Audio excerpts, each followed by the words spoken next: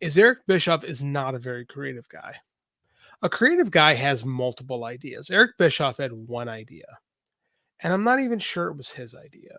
The NWO thing has a lot of people that lay claim to it. In reality, we talked about this last week. The NWO idea was like lifting. There's nothing wrong with lifting ideas. Like everyone does it. There's no problem lifting ideas. The concept of the NWO, the foreign invasion, is something that's uniquely Japanese, right? It had been really the first time we'd really seen that in America, right? Where this foreign invader was taking over. Like we had little minor invasions like ECW and the WWE and the Memphis stuff. And, it's not uncommon to have promotional wars. But the NWO is so uniquely Japanese. It's very much like the UWF angles in New Japan, right? And we've seen tons of those over there. So Bischoff clearly whether he remembers it or not, he clearly lifts from there. And that was kind of it. Like, based on the fact that if you watch him multiple times and on, it was always the same concept. Invading force coming in, taking over. Look when he had TNA, when he was running TNA. What was the angle? I think he did it a couple of times in TNA. Mm-hmm.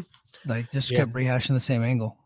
Like, the big one that we always think about is Aces and Eights. That was just NWO meets Sons of Anarchy. Yeah. Yeah. Right? They actually, it was so Sons of Anarchy. The actual theme song, was a complete and utter ripoff of Sons of Anarchy. Oh, it's Dale Oliver, man. What are you gonna do? Yeah. That's just kind of what he did. Yeah. So I mean, that's the problem is Eric. I mean, say what you want about Vince Russo comes off like a complete idiot every time he has a chance to talk. The fact that the man has acolytes is just astounding to me. There's not many of them though, but they're very loud. They're very loud. Yeah. He's far more creative than Eric Bischoff is. The problem is he's not very good at it. A lot of great ideas, but he has more ideas than Eric Bischoff has. What Eric Bischoff is really good at is selling other people's ideas because he's a salesman. Yeah. And he's a charming guy, and he's good on television. And I bet if you get him into the room, he could probably sell you something. Especially if you were remotely interested in it. But that's how he got his start in pro wrestling. He was trying to sell his Ninja Star Wars game on AWA television. And Vern Gagne was impressed by the guy because he had a little bit of a shooter background with his kickboxing stuff. And wrestling, he was an amateur wrestler too. Yeah, he was. And then he brought him onto a show as an announcer. And that's how he got to start. And then he would go around selling advertising for AWA. The guy's a salesman. He sold himself to these producers, and they're buying into it. They're complete frauds now. This Evan Husney and Guy Evans, not Guy Evans, Evan Husney and the other guy, Jason Eisner. They essentially put out a fraudulent documentary, and they flat out refused to have anybody that had any journalistic background on the show. They didn't bring in Keller, they didn't bring in Dave Meltzer, Brian Alvarez. Anybody that wrote on the subject during that time was avoided because they felt that maybe they would be too biased. When in reality, they were the ones covering it, and they were in the shit, trying to decipher fact from fiction in this world of grifting liars and lunatics. Mike, we have to call this what it was. This is a piece of propaganda. Yeah 100%. And you know what, I hate to say this, you called it on episode 1, you compared it to a Nazi film. I compared Husney to Lenny Riefenstahl, and God, I really don't hate being right, but you could just smell this coming a mile away, and it just, Eric Bischoff's a slick character, but that's all he really is. He's just a snake oil salesman. He's not even really that successful. He should be so wealthy that money should be coming out of his ears, but it isn't. No, it isn't. He's kind of squandered a lot of stuff. He wanted to be Vince so bad, and say what you want about Vince, but Vince actually is pretty creative. Vince had vision. Vince knew what he was doing. Vince is a horrible human being, but Vince knew how to do this job. Eric just wasn't that guy. No. We're too young for this, but I'm sure our contemporaries that are older than us wanted Bill Watts to be that guy, and he just wasn't. Nope. Truth of the matter is that nobody could have saved WCW. Yeah, once it started sinking, it was over because the wounds were just too big, and they just kept getting bigger and bigger over every year. You know what I mean? And it started at WCW Starrcade 97, and then WCW Thunder happens, and then the squandering of Bill Goldberg, and then the taking on of, like, I think, you know, we've talked about it before, and I know a lot of other people talked about it. Those contracts that they were giving out to those people, guaranteed contracts, like, that were so huge to people. Not, I'm not talking about their tippy top guys. I'm talking like guys in their 40s that were never really draws, making high 6-figure contracts that were guaranteed. Now, when WCW was at its peak and they were profiting, it made sense to give those guys those contracts. But once this started to go down and people were no longer coming to the buildings, you started to pay those guys those deals. And then so that was also absolutely a problem. They signed way too many people, and a lot of people that were just there for the paycheck that did not want to see the company grow, that didn't care about it. Kevin Nash, right? Like once Kevin Nash was like, "Oh, this company's sinking, fuck it, I'm out," and then he's just kind of like chilling.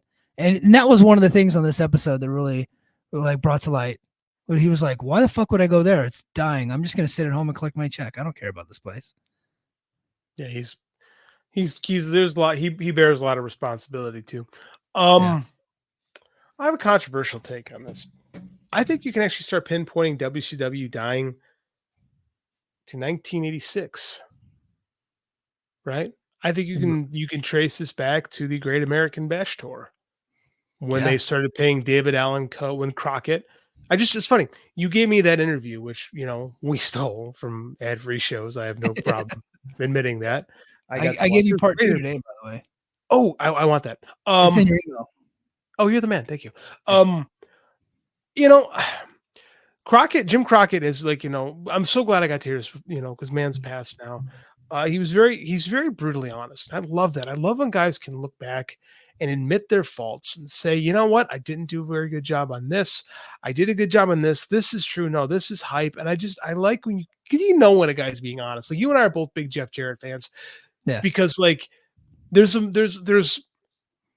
tone in a man's voice when you can hear them being real and you know that they are not trying to save themselves all the time and they can admit culpability. That's the problem with Eric Bischoff. Eric Bischoff isn't that guy, right? Jim Crockett was like, he was very clearly telling his story and like he knew when things were right and things weren't. And he was talking about how he didn't fight back enough against Dusty when he wanted to do all this crazy stuff in 86. And they just thought the money would keep coming in. And then they started losing money in 86. And then they got uncool in 87. Yeah. Right. They never recovered from you. You know what? I take that back. You can actually trace it back to Magnum TA's car accident.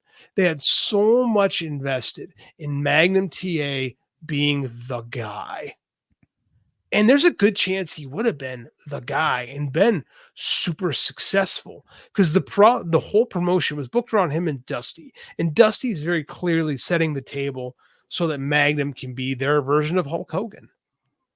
You know? And it doesn't happen because, you know, Magnum gets into a horrible car accident that doesn't end his life, but ends his career. And they just weren't ready to rebound. Like, how do you rebound off that? Imagine if that happens to WWF in 1986. Where do you go? Yeah. If Hulk, like at that point, they're in a lot of trouble because like they had some stars on the right, like Roddy Piper obviously was over. Randy Savage was getting there. He wasn't there yet. He wasn't the big star that he became a couple years later. You know, they had Steamboat and they had Andre, but Andre is on the downside of his career at that point. Paul Orndorff, you know, was a very big draw when he was with Hogan, and then he did some stuff, you know, outside of WWF. But other than that, like he wasn't really, like, he needed Hogan to be able to draw those houses, right? No, but so Hogan was the straw that stirs the drink for that entire promotion for a decade. You know, none of those guys could have carried. And again, we're not Hulk Hogan fans. This is not the Hulk Hogan reclamation project. But the reality is realistic. Yeah. Yes, the reality is if Hulk Hogan gets into a Porsche accident in 1986 and he's paralyzed and can't wrestle, they don't have that guy ready to go to step in. Could it have been Savage? Maybe, but in 86, I don't think he's ready. If you do so what they did with Magnum is they took the hottest heel in the company and turned him babyface, which wasn't Flair, it was Nikita. Yeah.